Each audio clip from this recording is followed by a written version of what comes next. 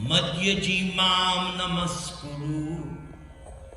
So this is what it means to surrender to Krishna. Manmana. Always think of Krishna. Manmana. Bhava mad bhakto. Become my devotee. Mam namaskuru. Offer your respect, your prayers, your obeisances to me. Manmana bhava mad bhakto, and madhyaji, worship me. This is Krishna's commandments. The Bible, the Christians, they have what is called the 10 Commandments. We have so many commandments, but this is, according to Bhagavad Gita, this is the ultimate commandment. Always think of Krishna, become Krishna's devotee, worship Krishna, and bow down to Krishna. So this song that I'm going to sing, I'm sure most of you have heard this song. Bhaja hure manna Shri Nanda Abhaya Charanara Vindare.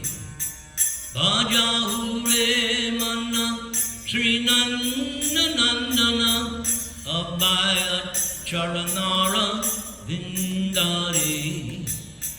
Bhaja hure manna Shri Nanda Abhaya Charanara Vindare. Abhaya Charanara Vindare. Abhaya Charanara Vindare. So I like to go line by line. Bhaja Mana, the author of this song, is addressing his mind. In the Bhagavad Gita, Krishna says, of the senses, I am the mind, meaning the mind represents the power of Krishna. This phrase comes from the Vibhuti Yoga chapter of Bhagavad Gita, chapter 10, where Krishna points out 81 vibhutis, or special opulences, that represent his glory as can be seen in the material world. And we learn from the Bhagavad Gita that this mind is very, very powerful. After Arjuna heard in chapter 6 of the Gita, Krishna summarized the real yoga system, actual yoga. Krishna summarized it in the 6th chapter. But after hearing it, Arjuna said to Krishna, my Lord, this is impossible for me. You are asking me to control my mind. You might as well ask me to try to control a hurricane, because this mind is so powerful, uncontrollable, unsteady. Earlier in the 6th chapter, Krishna warned Arjuna. Arjuna, the central point of any yoga system, whether it be Karma Yoga, Jnana Yoga, Ashtanga Yoga, Kriya Yoga, Raj Yoga, Bhakti Yoga, all the yogas have this as their beginning step. Control the mind. And Krishna warned Arjuna, Arjuna, if you do not control your mind will become your worst enemy. But if you are able to control the mind, then your mind will become your best friend. So we, all of us, we are living with our best friend or our worst enemy. It's up to you and me to get the mind under control. The bhakti process is to fix the mind on the lotus feet of Krishna. Therefore, the next part of this song, Sri Nandanandana Abhaya Charanara Vindare. The author is speaking to his mind that let us cooperate. Let's make a friendship and let us be fixed Charana Aravinda, at the lotus feet. But whose lotus feet? Sri Nanda Nandana. Now that can only mean one person, Lord Sri Krishna, the speaker of Bhagavad Gita, the son of Nanda Maharaj. Of course, those who know the Krishna Leela, Nanda Maharaj was Krishna's foster father. His so-called real father was Vasudeva and his wife Devaki. But immediately upon appearing to Vasudeva and Devaki in the prison of Kamsa, Krishna instructed his father to take him to Gokula and to exchange the girl that Yashoda gave birth to. Yashoda gave birth to a girl, but immediately upon giving birth, she fell asleep and did not remember whether she gave birth to a male child or a female child. So while Yashoda was sleeping, Vasudeva took Krishna and switched the babies. So when Yashoda woke up, she saw, oh, I have given birth to a very beautiful boy. That girl then was brought to Devaki. And when Vasudeva returned to the prison, the baby started to cry. Kamsa awoke and then ran to the spot because he had heard an omen that he would be killed by the 8th child of Devaki.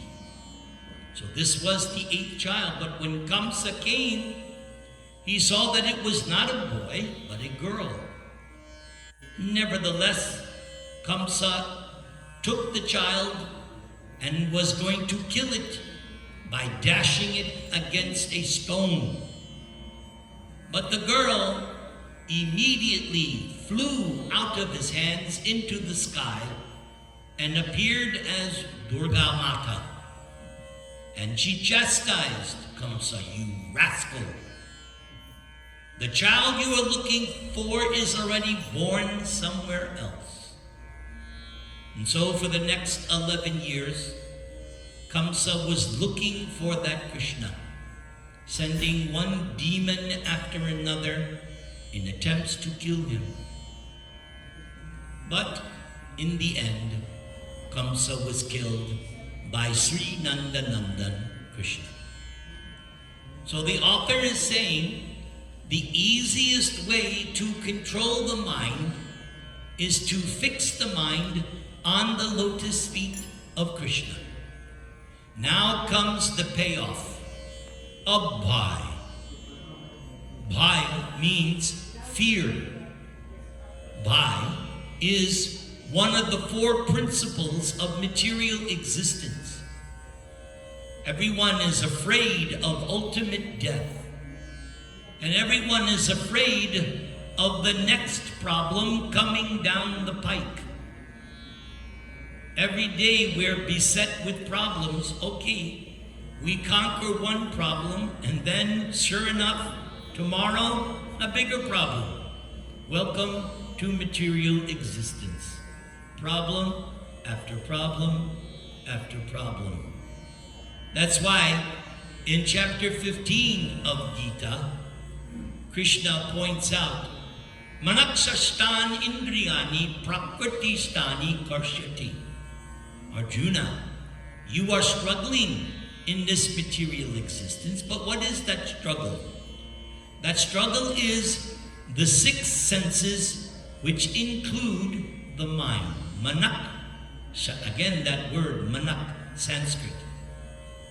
The five other senses that Krishna is referring to are known as the Jnana Indriya or Jnanandriya, the five knowledge-acquiring senses: the eyes, the ears, the nose, the tongue, and the skin.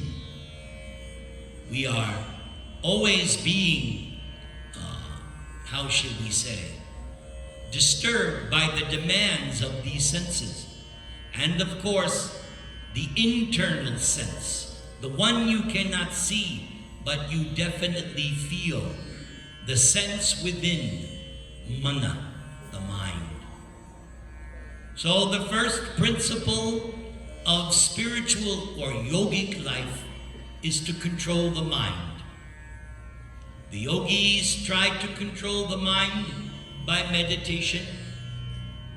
But in this age of Kali, that is very, very difficult. Arjuna rejected the Hatha Yoga system.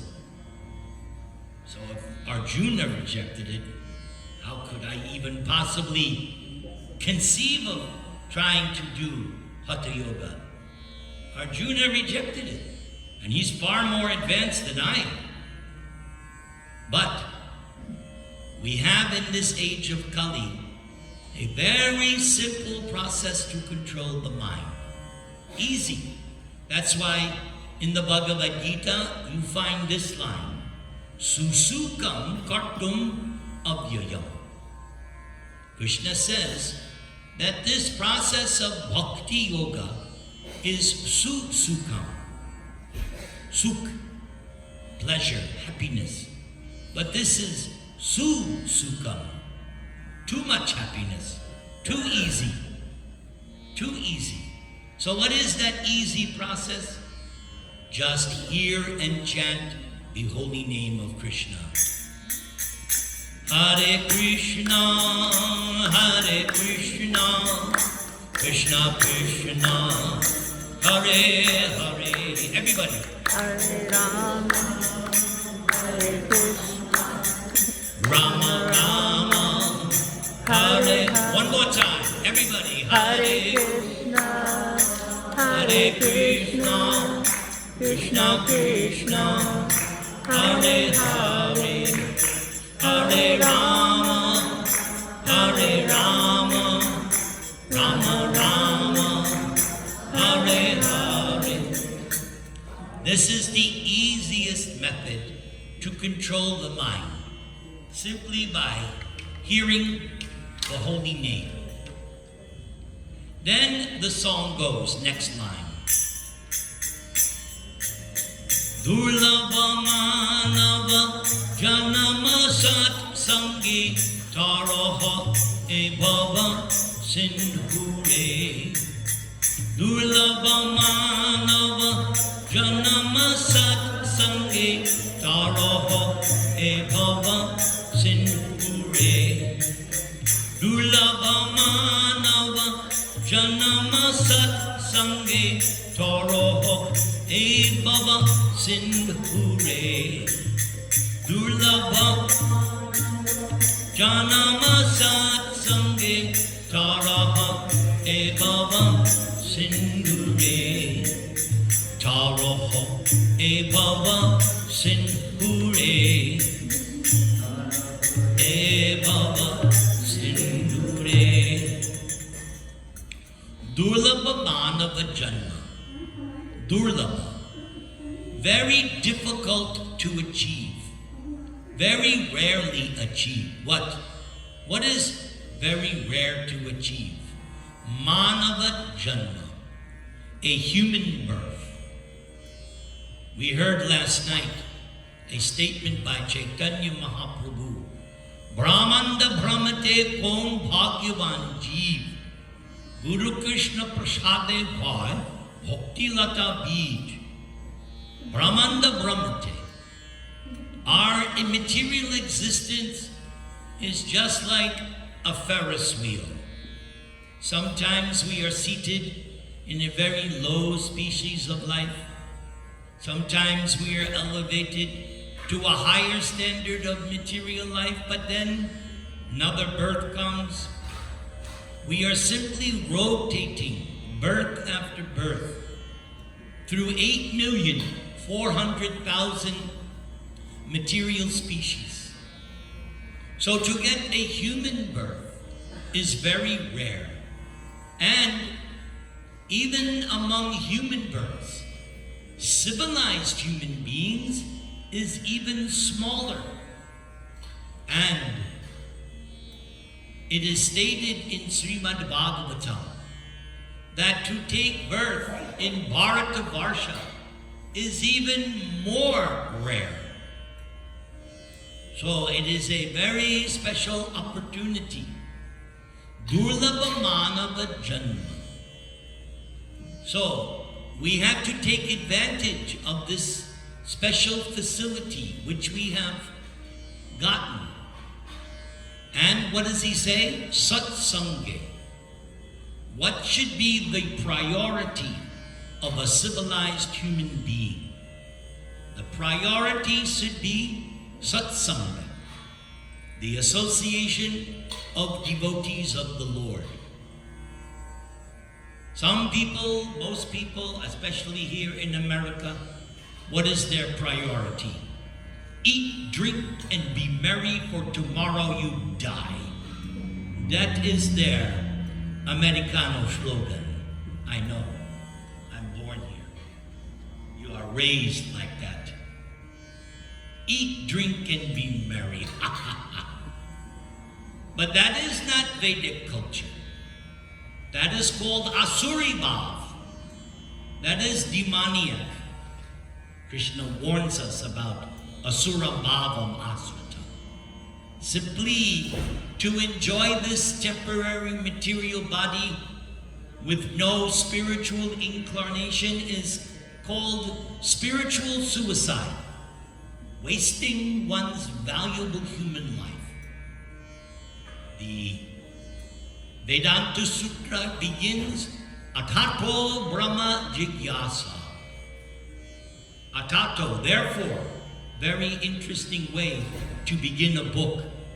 Therefore, wait. Usually therefore comes after saying so many things and you make a conclusion. But the Vedanta Sutra opens Atato, therefore. Because Vyasadeva, the author, is assuming that before you open this Vedanta Sutra, you have studied 108 Upanishads. Yes. Because the Vedanta Sutra is the graduate study of philosophy, Vedanta Darshan. But nevertheless, the Vedanta Sutra says, Atato Brahma Jigyasa. Now is the time to inquire about Brahma, spirit, truth, God, the absolute truth. That is the priority of human life. Fortunately for me, I came upon this conclusion at the age of 23. If only I had found it earlier, what a different life it would. But no complaints. No complaints. As we say, better late than never. So, satsanga, this is the real priority. What we are doing here. We are all devotees. And we come here to the temple not for politics. We come here to associate and hear and chant and glorify God. Blah, blah, blah. That's why we come. And of course, take prasad. Yeah. Yes. Lord Chaitanya's philosophy is chanting, dancing, feasting. Your favorite, right? Yes. So many people, especially my parents, why did you join some Hindu religion? I said, no, I didn't join a Hindu religion. My religion is chant, dance, take prasad. Jai. Haribol. That's how I assuaged them. Yes. Because when you become a devotee, full-time preacher, you have to be clever. You have to be diplomatic. You have to be intelligent. There was some years I was working as a bookkeeper in Westwood, and I had a Jewish boss. And so after some time, everybody in the office found out, oh, he's a closet Krishna. I didn't lose my job. In fact, I got raises year after year. But my Jewish boss, he would sometimes chide me. He would sometimes joke, try to poke me. That you people, all you do is just mumble all day and you don't think about anything? I laughed in his face. Ha! I said to him, you wouldn't last one day in the temple. Not one day. You think all we do is mumble prayers all day? Ah. No. You ask any of the pujaris, they're just sitting back watching TV all day? No. Am I right? You're not, you're active, you're engaged.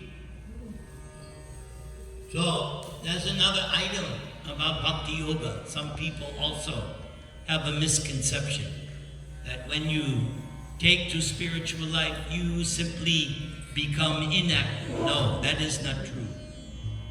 In Bhakti Yoga, you use all your senses to serve Krishna. So, again, priority should be the association of devotees. Come together, share, inquire, and give each other encouragement in your spiritual life. That's the key. Encourage each other. The material world, you know as well as me. You all probably work in the material world. What's it like? Everybody's trying to pull you down.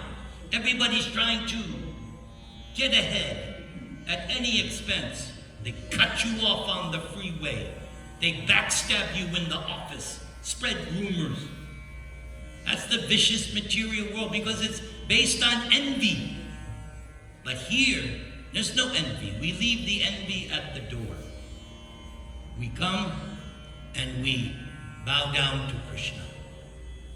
So, I must encourage you, and it would be nice if you encouraged me. It's reciprocal. We should encourage each other. That's why I'm so grateful to you, Prabhu. You encourage me. No, it's important. We all need encouragement. Those of you who have young children, that is being taught now. I see. Encourage the children. Don't discourage. Encourage them. Taroho e bhava sindhure. If the mind is fixed on the lotus feet of Krishna, and we become fearless by such attachment to Krishna's lotus feet, and if we keep ourselves in the association of devotees, Taroho e bhava sindhu. This is another way of saying a line in the 7th chapter of Bhagavad Gita, one of my favorite shlokas. There are 700 shlokas in Gita, and I have a few favorites. This one is one of my favorites.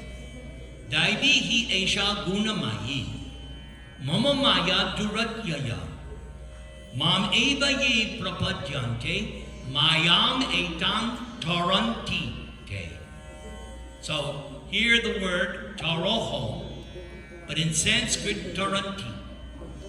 Krishna says in that Bhagavad Gita shloka that my material energy coming from my divine potency is insurmountable. It's not difficult to understand. How far do you think you could swim from, let's say, Newport Beach? How far you would get? You cannot swim to Hawaii. No, because that Pacific Ocean is insurmountable on your own. You need a boat. You get on a nice cruise, very nice. So, the boat, actually, there is a verse in the Bhagavatam.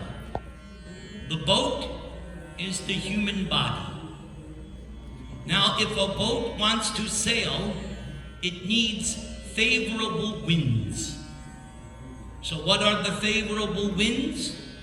The words of Guru, Sadhu, and Shastra. Those are the favorable trade winds which make your journey nice. And then you need one more thing. You need a captain. You need a captain. So the captain is the Guru, the spiritual master. We were speaking extensively last night about the imperative must accept a spiritual master. Otherwise, your ship will not reach its destination. As Prabhupada said yesterday, I was reading, that those who are reluctant to accept the spiritual master will find many hindrances in their progress. So, Tarahe Bhava Sindhu. This is a very nice phrase. Bhava Sindhu. The ocean of material existence. Last Sunday, when I spoke on this verse, I told the audience, maybe some of you have seen a movie called Titanic. So there's one scene when hundreds of people, the ship has crashed, and people are shivering in the cold water, waiting for rescue. Some are on different broken parts of the ship, but some, like the hero Jack, he's shivering, and his love is on the plank. She gets rescued, and he dies. And there's one scene in the movie they show, so many people scattered in the ocean, dying, suffering, waiting to be rescued. That is Bhava Sindhu. That is our situation in this material world. We're just like that. So, we need someone to rescue us. So that rescue is Guru, Sadhu, Shastra. The spiritual master, the scriptures, the saintly person, like that. Taraha, then you will easily cross. Let us go to verse number 2.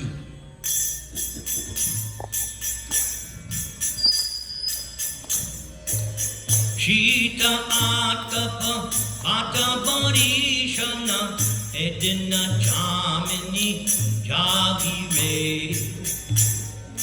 Atapa atabarishana edina jamini jagire.